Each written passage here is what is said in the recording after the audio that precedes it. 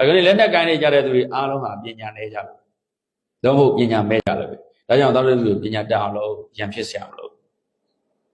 ရံဖြစ်เสียမလို့ပဲနဲ့ငြိမ်းချမ်းရေးရတာမကောင်းဘူးလား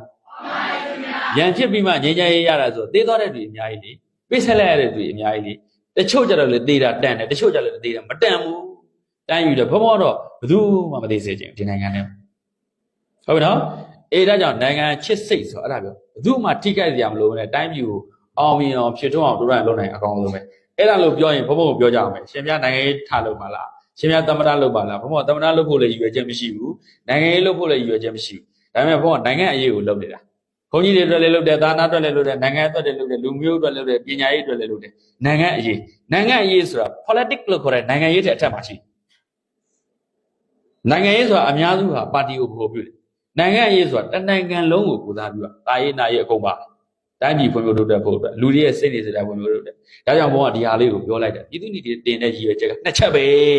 တစ်ခုကဘာတော့ဇာတိတလို့ခေါ်တော့စိတ်နေစိတ်ဓာတ်ကောင်းဖို့နောက်နံပါတ်2ကအဲ့နှစ်ခုကောင်းပေါင်းပြီးတော့တစ်ခုတည်းပြောလိုက်တော့